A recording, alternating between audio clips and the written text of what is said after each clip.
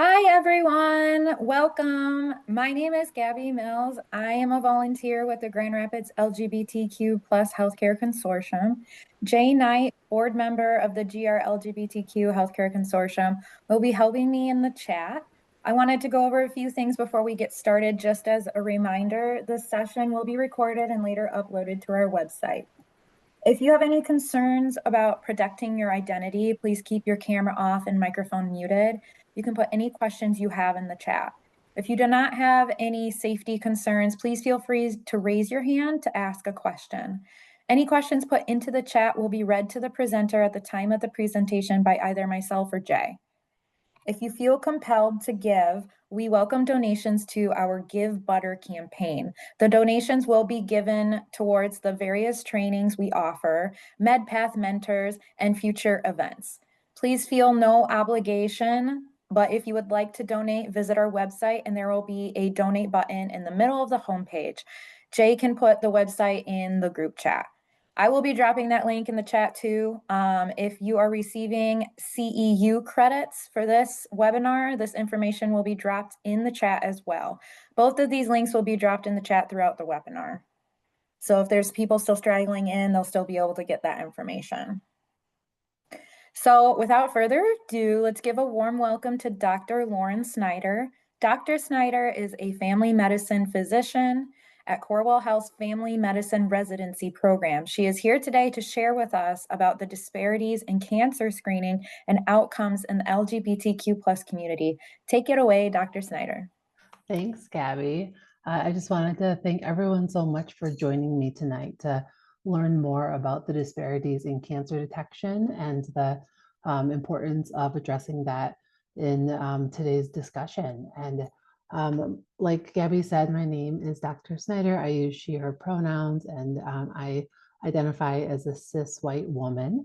I identify as a straight woman, maybe a little more wavy than straight, but overall straight. I'm going to start by acknowledging some of the folks who helped with the research behind a bit of this slide presentation, some family medicine residency curriculum resource contributors, Dr. McClowry, Dr. Sell, Dr. Levinson, I just wanted to go over some of the objectives today, which will be to go through the disparities in the cancer burden for patients who are part of the LGBTQIA+ community, to review the cancer screening guidelines and where they fall short in the LGBTQIA+ community, and then also to discuss strategies to help improve cancer detection for patients who are in this community.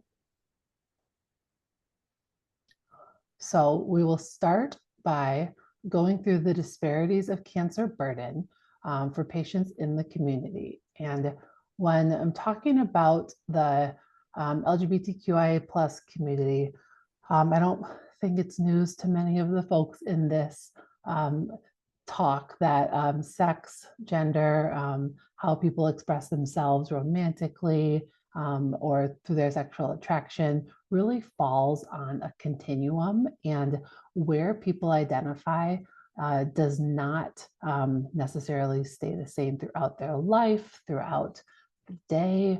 And there's a wide range of how people can experience their sex, gender expression, their gender identity, their sexuality. But because we live in a heteronormative, cisnormative society, anybody who doesn't fall on either of the binary extremes of this graph is considered outside of the norm. And the areas that are designed to fit people who are within the norm don't tend to serve them very well. So this overlapping Venn diagram is a better way of expressing where you are or where your patient might be. Every person is at the center of these overlapping circles, and there are different potentially changing options within each continuum. And because humans don't fit into the binary structure, our medical system, which is designed and still based on a heteronormative, cisnormative, patriarchal, colonizing society. We just really don't serve folks very well who fall outside of this norm. And if the system is not designed for you, you really can't expect it to work very well for you. So if we continue to use the same interventions, the same cancer screening tools for the same population for which the system wasn't designed, we're going to continue to not be very successful. We need to tailor our approaches to meet our patients' needs where they are and address these healthcare disparities. This is a graphic that you may have seen before from the Robert Wood Johnson Foundation that shows the difference between equality and equity. Equality meaning everyone gets the same thing, even if it doesn't serve them particularly well. But equity is giving everybody a tool that will help them get to the same outcome. So we're not riding a bike, we're trying to improve cancer outcomes.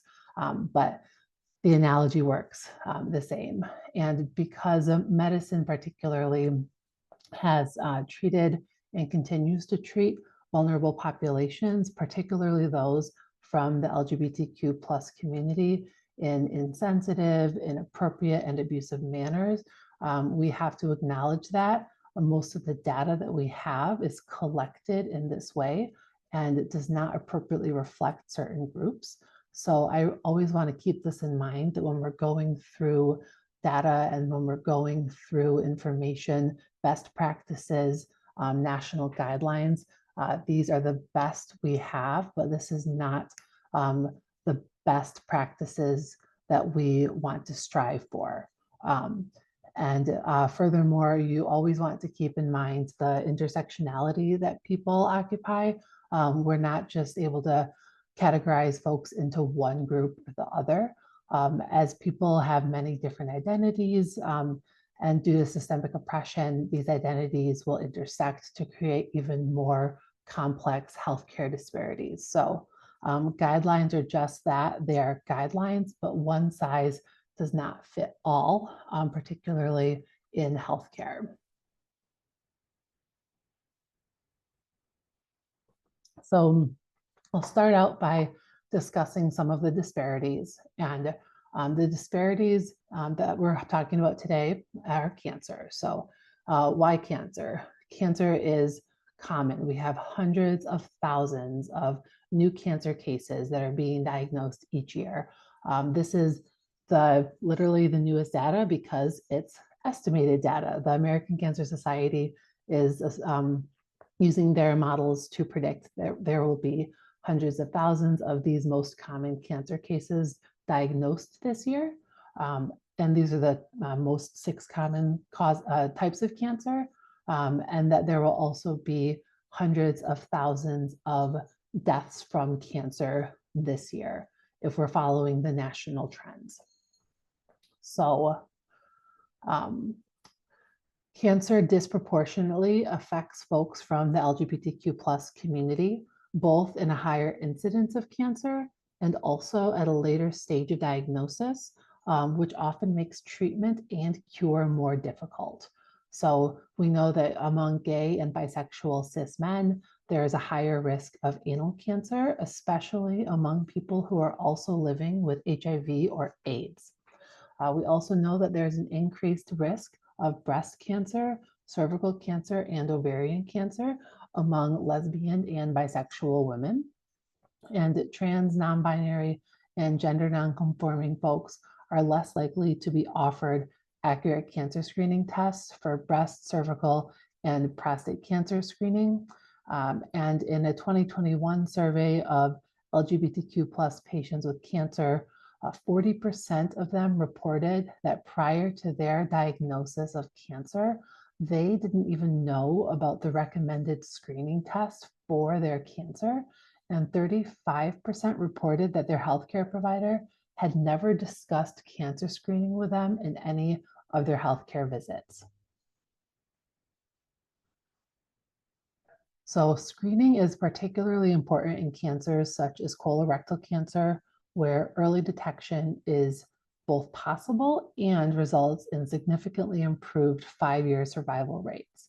When you catch colorectal cancer early, you are going to have a significantly higher improvement in 5-year survival rates. And if you are not catching it until later on in the course, these 5-year survival rates really plummet. And we know that many LGBTQ plus adults are avoiding healthcare due to previous discrimination, making them less likely to be in the medical settings where screening should be offered. And this study referenced colorectal cancer, but the same sort of improved survival rates, maybe not to this extreme extent, but they apply with other sort of early detection improved rates, breast cancer, prostate cancer, cervical cancer. When we have a good screening test for a cancer, we know that it makes sense to catch it early because that will improve the survival rate. So care delays not only affect cancer detection and diagnosis, but also the outcomes and the long-term survival rates of these patients.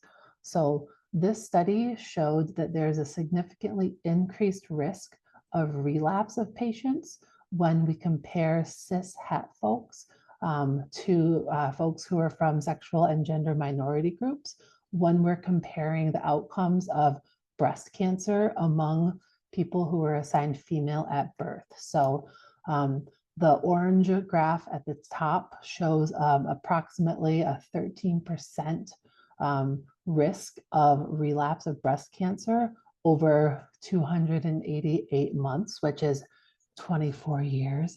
I did the math, y'all don't have to. And that's compared to a 32% chance of relapse over the course of those same 288 months. So the risk of relapse is much higher earlier on. And we know that these people who are from groups that are in sexual and gender identity minority groups are having a much higher risk of relapse. So I was putting together this talk and gosh, it's a downer, but I think it's important to make sure that we're not shying away from these disparities, even though they are hard to look at, and that they exist for a variety of reasons. One of the big ones is that the disproportionate burden is due to the discrimination and unfair health disparities that people from the LGBTQ plus community face. So discrimination in this group is common and it doesn't stop in the healthcare setting. Fear of discrimination in the healthcare setting causes 1 in 6 LGBTQ plus adults to avoid unnecessary care. We saw that earlier when we were talking about colorectal cancer screening. And this is even more pronounced when we're talking about trans adults, where 1 in 4 adults from the trans community will avoid healthcare due to their fear of discrimination.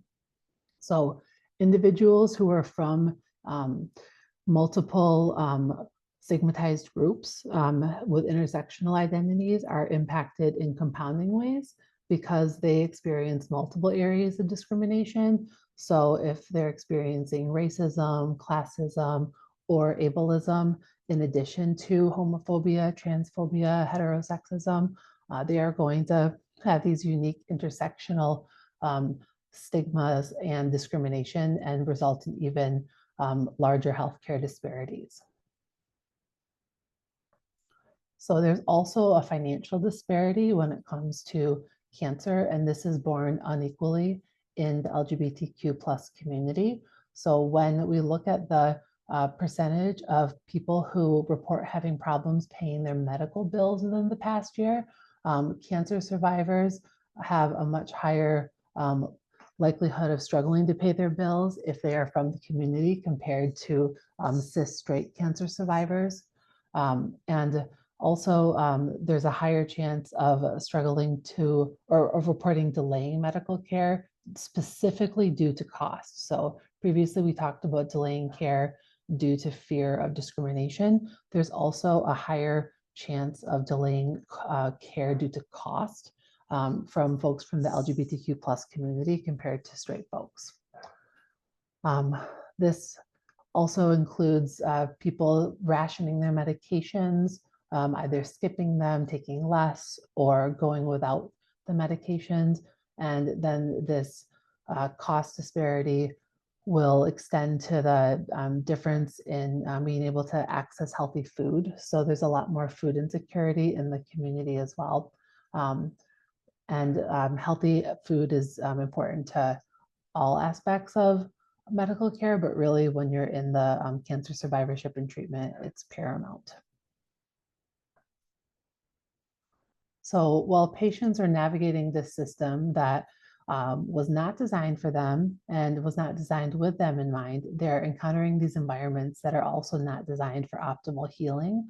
And oftentimes they're encountering microaggressions such as needing to have appointments in gendered clinics for their cancer that don't reflect their identity. They may have a breast cancer appointment that's in the Women's Health Center, but not identify as a woman. Or they may need to go to a urology clinic that has predominantly male-centered physicians and survivorship around prostate cancer, but they themselves may not be identify as being male. We also have many patients who report that their spouses are incorrectly assumed to be siblings or friends. And healthcare providers often don't receive adequate training in caring for the unique needs of patients from the LGBT community. And some of them actually report not feeling comfortable caring for this community at all.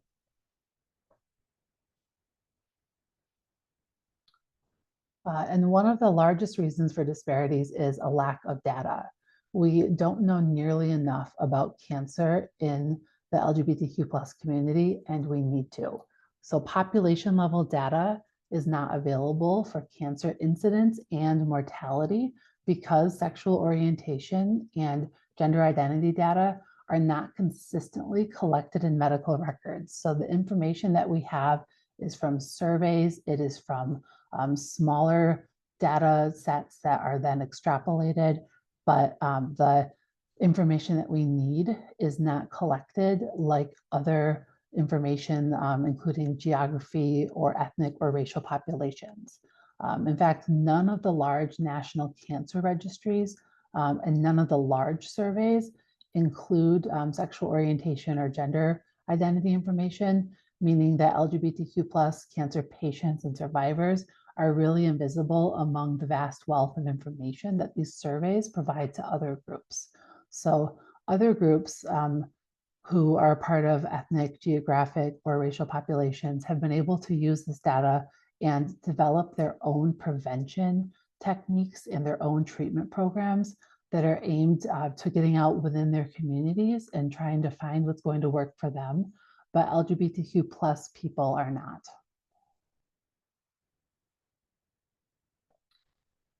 So there's also a difference in certain risk factors among this community. And I always like to say when I'm talking about risk factors that all too often risk factors about any sort of medical condition are too frequently brought up as a source of shame or a source of blame. But this really should not be how it is. That risk factors are something that exist and we should be discussing them so we can address how they might change how we are addressing the screening that folks might need or how we are addressing different behaviors that might need to be acknowledged while we're seeing what someone's risk factor is. But because these are behaviors that the medical community has historically felt were just related to people's willpower or their drive, their ability to kind of form their own habits, I think there's a lot of shame wrapped up in these. So I always like to say when I'm talking about these, I'm never trying to like make folks feel as if they're to blame. I also say this as a fat woman who has been made to feel very much to blame for my own like medical conditions. So I like to acknowledge that when I'm discussing health risks, that these are just risks that should not be used as any sort of shame. The LGBTQ plus population does have a higher prevalence of certain behavioral coping mechanisms that are used to manage stress in many situations. And being from a minority group, there is more minority stress, and smoking, excess alcohol consumption are both felt to be a likely cause of this increased use of these coping skills. And then there's also less physical activity among many, particularly trans folks, likely due to not feeling safe in areas where one can be physically active. And this is all compounded by the psychological stress, which can increase cortisol levels and chronic inflammation, which further increases the risk of cancer that these folks are already at a higher chance of developing. So these risk factors only matter because we know that many cancers have risk factors that are related to them. And if we can acknowledge these risk factors, we can know how we can decrease these cancer incidences. So the PAF is the population of attributable fraction, which you don't have to remember. I couldn't even remember it. I had to write it down. But basically, 100% of cervical cancer is attributed to a risk factor, and that risk factor is the HPV virus. So we know we can lower that risk factor by getting folks vaccinated or monitoring exposure to HPV vaccine. So I think that's a really good example of how the HPV virus has been used incorrectly by some groups to associate shame with sex behavior. Well, really, it's just a virus that we can decrease the risk of health outcomes, and countries like Australia are set to right now completely eliminate cervical cancer from their national repertoire of health conditions because of a robust screening program and also a robust vaccination program. So cervical cancer, Kaposi sarcoma, also attributable to compromised immune systems. So by treating folks with compromised immune systems from a variety of reasons, whether it's immune conditions, HIV, AIDS, solid organ transplant, the anal cancer also associated with HPV virus primarily. So again, all of these risk factors, we know that if we are addressing them in different populations, we can help lower the incidence of these cancers. I'm not going to go through each of these, but many of the common risk factors are sun exposure, cigarette exposure, alcohol exposure. There's a couple more that include hepatitis B and hepatitis C exposure, as well as carrying excess body weight and decreased physical movement, and then external radiation exposure as well. And that would be something like just baseline radiation from things like CAT scans, x-rays, flying, folks who have radiation to treat one cancer that then turns into a second one. So 40% of all cancers are attributed to some sort of risk factor that can be identified. And then 20% of those cancers are attributable to cigarette smoking, 7% are attributable to excess body weight, and 5.4% are attributable to excess alcohol consumption. So again, not trying to be blaming folks or saying like this is a group of people who have these different characteristics, but really just noticing that if these are trending more in populations, that we need to make sure that we're screening these populations more so we aren't missing cancers that could otherwise be caught early and cured. So when we do compare different things like current cigarette smoking or heavy alcohol consumption, lesbian, gay, and bisexual folks have a higher prevalence of smoking and alcohol consumption compared to heterosexual folks. We talked about earlier how that's oftentimes an increased response to minority stress. And I see a raised hand here, and I think we're doing pretty well on time. So, Gabby, what you think? Should I take a question? I vote yes. Absolutely. It looks like Amanda has. Hi, is it okay if I ask real quick? Yeah. Hop in. I just wanted to back up a little bit now that we're going over risk factors, but an earlier comment you mentioned about higher risk of anal cancer for gay men, especially those with HIV and AIDS. So what is the specific risk factor, and what about other genders who engage in anal intercourse with or without HIV or AIDS? Like, what is the variable that they're looking at for these, and why is the data limited to just looking at gay men for that? Yeah, so that's a really great question. And the data is really crappy and not good. The fact that we have data, period, is because like UCSF is an incredible academic resource in San Francisco that has been collecting some data, but the like anal cancer is significantly under funded and under resourced. So right now we are aware of like a coincidence of cervical cancer and anal cancer. And more often anal cancer is found with cervical cancer, but because of the screening lack of folks who don't have a cervix but are at risk for anal cancer, there's just a really higher rate of lesions being found in underscreened people because we do not have good screening for anal cancer. And I'll be talking about that a little bit more later.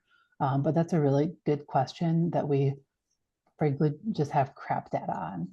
I appreciate that. I think my biggest concern just comes from because of the lack of data and how it's presented. And I've even seen this on certain websites like Mayo Clinic, where it makes it seem like if you're gay, you know what I mean, that you know, that it's problematic and that you are at higher risk, but it doesn't really dive into the other overlapping factors. So I just wonder if that can create a lot, more oppression within the healthcare industry. So, yeah. thank you. I think you're right. It's definitely something that like all the like anytime that you're talking about conditions that are more prevalent within certain communities, there's that risk of creating more oppression.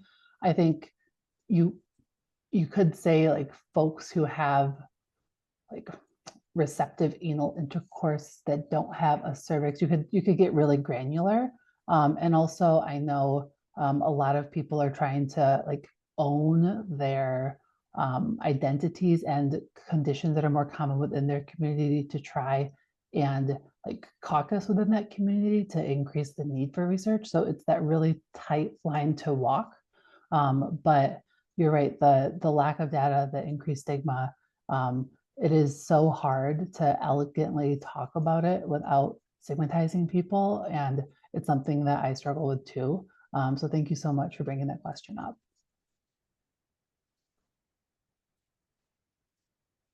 Oh, absolutely. Thanks so much for answering my question. Yeah.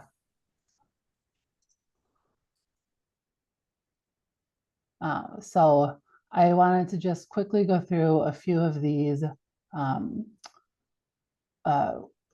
final slides here that just go through risk factors.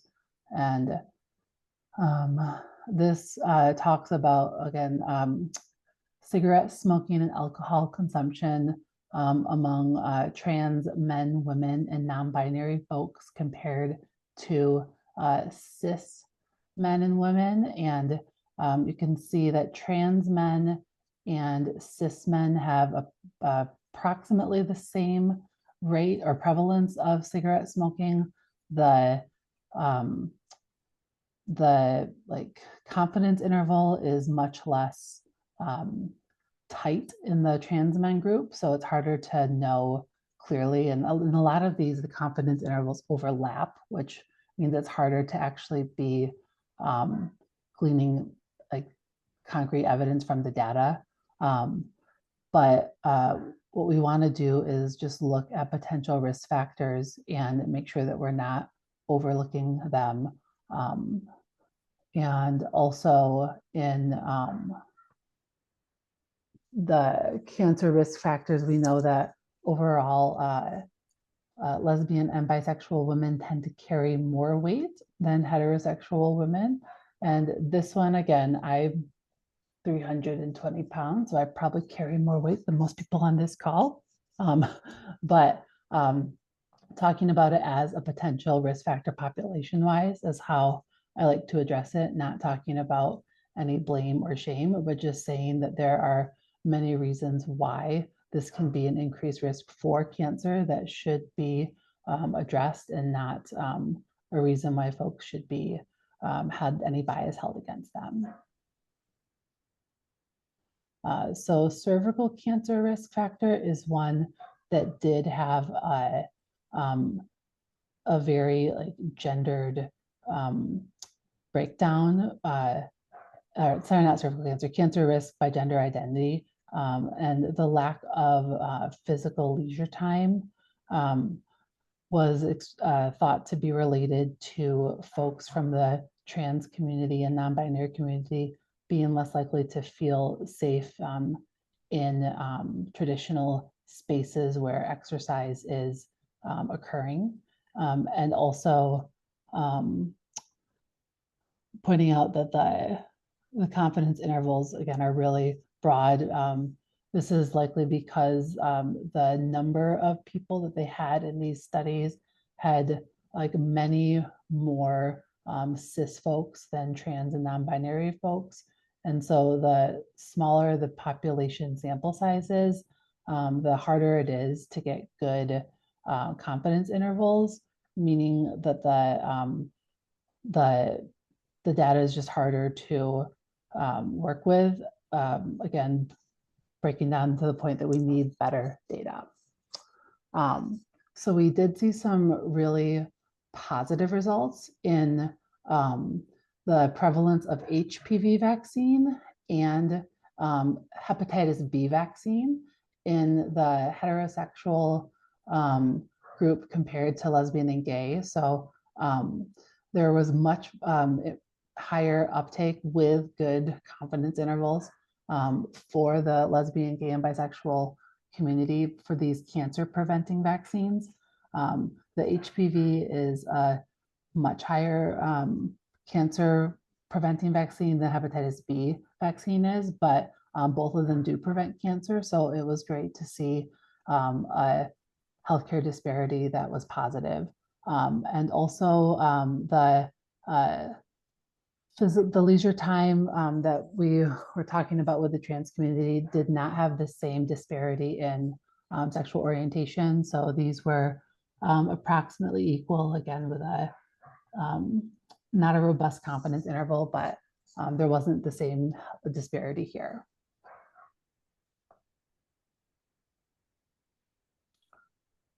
So the cervical cancer screening, sorry, I keep saying cervical. The cancer screening prevalence by gender identity. This one specifically looked at cancers that are usually viewed as gendered cancers. I think it wasn't super surprising that for folks who were trans or non-binary, some of these organs that were potentially dysphoric for them were harder to be screened if they still had these organs. So folks who did not have the organs anymore were excluded from this study. For trans men who still had a cervix, they had much lower screening rates, as well as non-binary folks with a cervix than cis women. And this was regardless of sexual orientation, this was by gender identity alone. And then breast cancer, there was not really, so there was some difference among non-binary folks, but because of an improved cancer screening for breast cancer, but really the confidence intervals were so broad that you couldn't make much of an inference here. But it was good to see that there was an improved screening disparity between breast cancer compared to the cervical cancer. And then for prostate cancer, there was a much lower rate of screening for trans women with a prostate. The cancer screening rate for prostate cancer is very low overall, but it was significantly lower even with the big confidence interval for prostate cancer.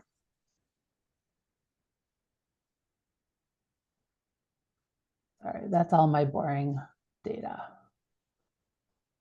So now we will talk a bit more about those guidelines, particularly about where they fall short within the LGBTQIA+ community. So cervical cancer screening, colorectal cancer screening, breast cancer screening, lung cancer screening, and prostate cancer screening are the 5 screening cancers that really have the best guidelines out there that are consistently followed. There are a lot of different guidelines that different groups of specialists have put thought into and come up with slightly different ones. So I won't dive into the details a whole lot, but these are the 5 that are screened most often, because if you recall, these are among the 5 most common new cancer cases and the most deadly cancer cases that happen every year. So skin cancer, it's very controversial if one should screen for skin cancer. You should definitely be looking at your moles, and if they're changing, get those seen. But the screening would be having a doctor look at you even if you didn't notice any changing moles, and the actual evidence behind that is kind of controversial. So if you notice a changing mole and get that checked out, that's getting a diagnosis evaluation versus screening. So that's kind of controversial if that should be done or not. But these other cancers are among the most common. And the reason why cervical cancer is no longer here is because of the vaccine, and also because we're doing screening so much that we've actually found a way to treat precancer of the cervix to the point that it hardly ever progresses to cervical cancer. So of these cancers, for cervical cancer, this can be screened in a few different ways. There needs to be a swab of the cells from the cervix, and this can either come from directly looking at the swab in a typical pap test with a speculum, or using some of the newer DNA tests. There's even some self-swab options that can be really great for folks who don't want to have a speculum exam. We're hoping that there will even be mail-in options available more conveniently for people, so that you can eliminate the need to go into the doctor period, just to make the cervical cancer screening easier. Colorectal cancer screening can be done with stool testing or with directly looking through some sort of a scope, either a colonoscopy or a sigmoidoscopy. There's a few other less accurate tests that look at blood or at CAT scans, but really these are the 2 that are used most commonly. Breast cancer, the most commonly a mammogram is used. Occasionally an MRI might be done as part of a more advanced screening for people who are higher risk. But for average screening, a mammogram would be the screening test of choice. And then lung cancer screening is recommended for folks who have smoked for at least 20 years and a pack a year on average. So these are folks who are a certain threshold of cigarette exposure over a lifetime, and are either still smoking or have recently quit, and they get low dose CAT scans. And then prostate is another one that's a little controversial in terms of which groups recommend which screens at what age, but everyone agrees that if you are screening for prostate cancer, a blood test needs to be done as part of that. That's a PSA, or a prostate specific antigen. Some groups recommend doing an exam of the prostate. Other groups find that this is less helpful for their screening guidelines. But these are the 5 main screening tests that are recommended by the national guidelines, which again, guidelines are flawed, guidelines are biased, but these are the ones that most doctors will be wanting to talk to you about. And if you have the organ, you should screen for it. So sometimes doctors will be incorrect in terms of what they've been trained. They might be saying that they were like told you shouldn't have a screening of a cervix until you've had sex with someone, or if you've never had a partner who's a male, you don't need to be screened for it. So you should be screened based on your body parts, no matter your sexual orientation, no matter your gender identity. So there are many different guidelines that can be followed, but it's important that you are talking with your doctor about the guidelines that make the most sense for you. So you can start screening for cervical cancer sometime between the age 21 and 25. And then this is done every 3 to 5 years, depending on your age and the type of test that is done. Colorectal cancer screening for average risk folks either starts at age 45 or 50, again, depending on the guidelines that you're doing and depending on your individual risk. If you're doing the stool-based tests, it's between every 1 and 3 years. And then for the other direct visualizing tests, it's typically every 10 years, unless you're doing like the flex sigmoidoscopy, but I'm trying not to get into the weeds with my nerdy doctor stuff. So breast cancer screening, many different groups have different ages, but between the ages of 40 and 45, you should be talking to your doctor about starting that screening. Higher risk folks should talk to their doctor sooner. Same thing goes for colon cancer. If you have family history, you should be talking to your doctor sooner. But that's every 1 to 2 years for breast cancer screening, depending on the guidelines that your doctor is following. And then lung cancer, if you do meet that smoking threshold, you would start at age 50, and this would be a low-dose scan of your lungs every year. And then prostate cancer, the guidelines would be starting sometime between the age of 45 and 55, depending on which one you're following. And this would be every 1 to 4 years, depending on which guidelines are being followed. So the anal cancer guidelines are very frustrating to me, because I feel as if it's doing such a disservice to folks who have risk factors. People who are exposed to HPV through any sort of a like source are at risk of getting anal cancer. And just because we don't have like guidelines or doctors who can do follow-up tests is one of the reasons why there hasn't been any like national guidelines out there. And a lot of times doctors will say, well, we don't know what to do, so we're going to say nothing. And I have just found this endlessly frustrating. There's some guidelines that UCSF has put out. There's some guidelines that the New York Department of Health has put out. But there are just not enough colorectal doctors in towns to follow up on abnormal tests for them to have been able to say this is what should be done. And that's really an unacceptable answer, but that is the reason why there hasn't been enough done with anal cancer screening, because doing the same sort of a swab is so easy for an anal cancer screen that you can for a pap screen, but there just hasn't been people going forward with that next step. So we are right on the cusp of some new guidelines coming out. I am just very much afraid that the current culture with the United States Preventative Service Task Force, which puts out a lot of the guidelines, is not going to be following them as they typically might have in a different political climate.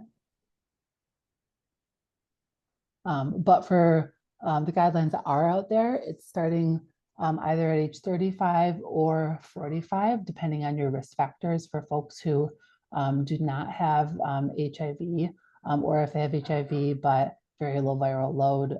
There's less frequent screening for folks who do have HIV. There's a more frequent screening. And then for folks who have a cervix, the screening is also related to the presence of any different pathology at their cervix. So this can get really like individualized, which is one of the reasons why there haven't been guidelines out yet. But yeah, my hope is that the research and the data keeps coming. And another area that really needs more research is trans folks. So for trans women or AMAB non-binary patients who are on estrogen, if they've been on estrogen for sometime between 5 to 10 years total, and they are past the age of 40 to 50, depending on their age, they should be getting screened for breast cancer.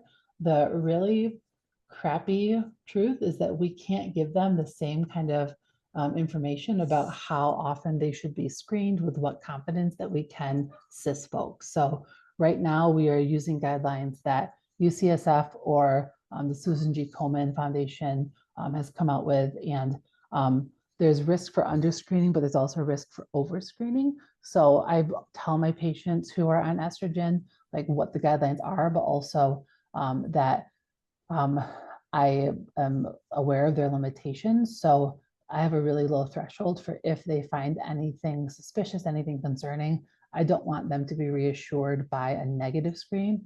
I tell all my patients with breast that, regardless of their gender identity, but we just don't have the data to say like how often is safe to screen and also how often is too much. So my hope is that we can get that information, the more folks that are out and getting screened and sharing that information. But it's also not something that people are necessarily wanting to share on these surveys. For people who have specific genetic mutations, we have been tracking AMAB people who have genetic mutations, but the overlap of AMAB folks who are trans is very low. And that would also just be a really individual high risk decision about your own estrogen decision there. So there's also a question about what risk testosterone has on breast, cervical, ovarian, and uterine cancer risk. So it's thought to be low enough that it's definitely worth the benefit of the gender affirming effect of the testosterone. So most of my patients who are on T, that's kind of how they take it. But because we haven't been studying the long-term effect, I can't tell people what the risk is. I just tell them that there's not enough evidence, but like physiologically, my suspicion is that it would be incredibly low.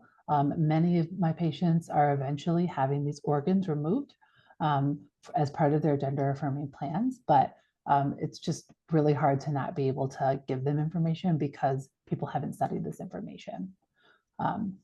And also we know that estrogen does increase. So for AMAB folks who are at estrogen, we know that like estrogen increases their breast tissue. That's part of the goal of their gender affirming treatment. And so we do know that it's increasing their breast cancer risk, but we can't give them numbers of risk factors because it hasn't been studied.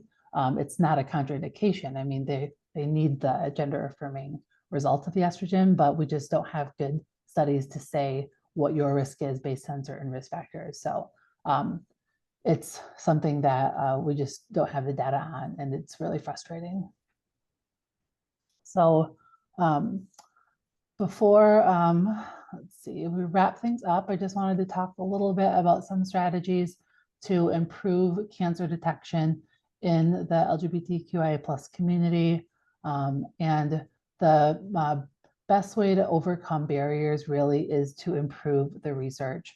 American Cancer Society, other groups like OUT, which is trying to get national cancer survey data out there, but there are many other ones that are trying to get more research, because until we have studies that we can reference that are good studies, we are not able to really talk about what the barriers are with confidence without speculation.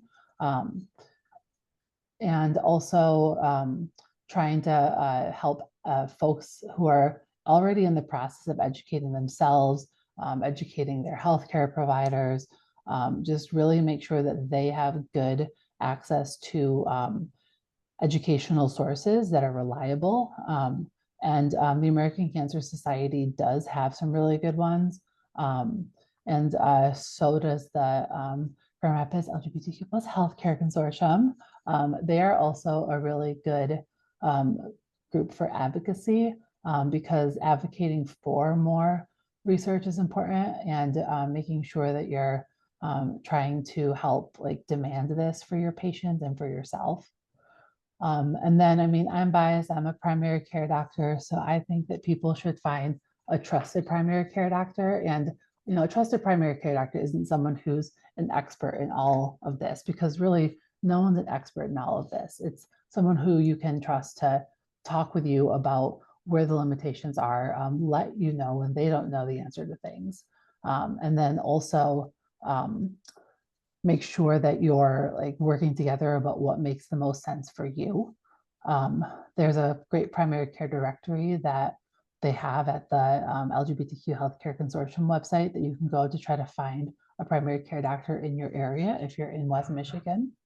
And then also there's some good like basic steps that are just, you know, good for health in general. But the thing that I think is most important is the two vaccines we have out there that prevent cancer. The hepatitis B vaccine helps prevent liver cancer, but the HPV vaccine, which prevents cancer of the cervix, anal cancer, oral cancer, head and neck cancer, probably missing a couple, penile cancer.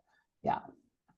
So I think we are almost done. So I want to see what other questions folks have. I think Gabby was going to be my moderator.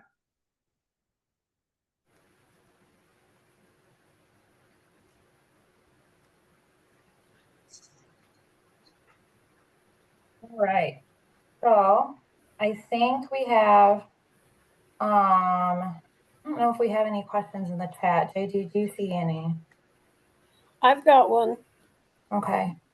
Yeah, and maybe while folks are thinking, I wondered if you could talk or speak to a bit about the process, like addressing for dysphoria triggers. You touched on that. I think about, for instance, self-swabbing and what that might look like in a primary care setting for folks that might be in that space. Yeah, I'm glad you asked that question.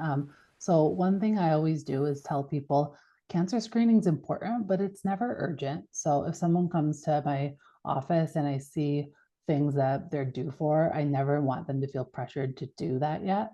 I'll talk through the screening tests and like ask them if they're due for something, if it's something that they would like to do today or not. And if not, I'll ask them why in an open-ended way, but also if they don't say why, and they're one of my patient who is trans or non-binary, I might say, oh, some people don't like this because they've had rough experiences in the past or it's been triggering. 1 in 3 people have had trauma, so I assume there's a good chance this person has had some sort of trauma, and I'll say it might be a traumatic experience, and if you'd prefer to do a self-swab, that's an option.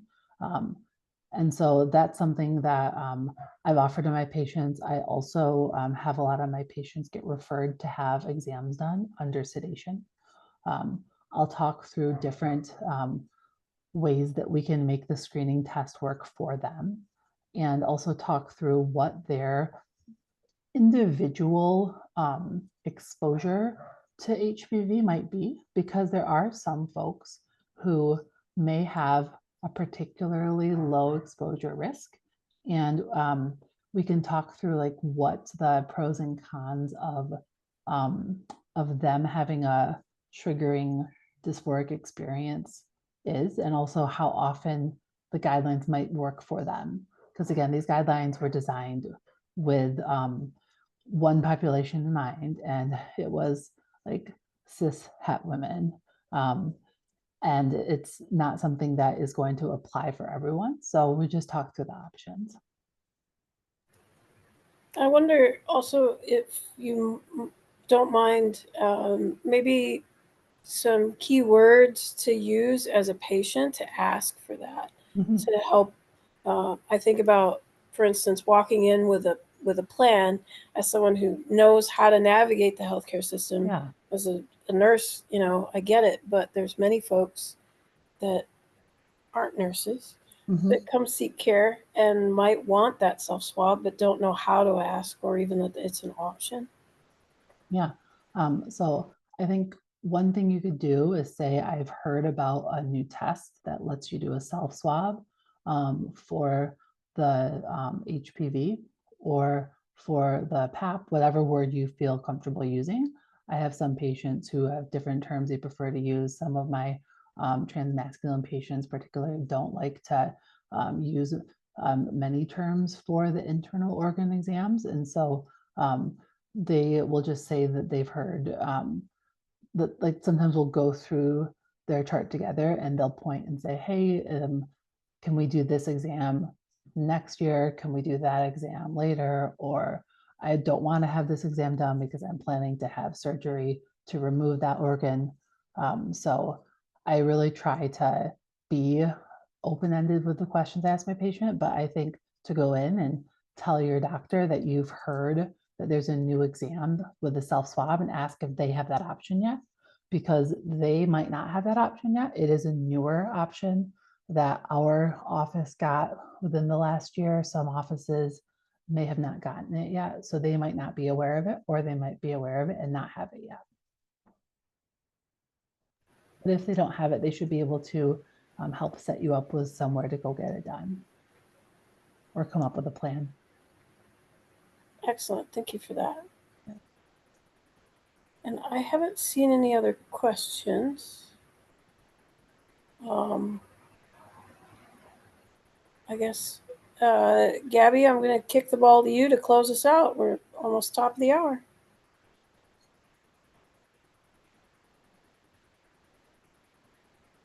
Uh-oh, Gabby, you're muted. All right, last call for questions before we close this out, you guys, in case anybody wants to quick raise their hand. However, sorry, it got dark on us, didn't it? Okay, thank you to everyone for joining, coming, talking, and listening to Dr. Snyder. It was great, and I think we got a lot of good information out of it. Thank you. And then we also wanted to remind everyone about our Give Butter campaign.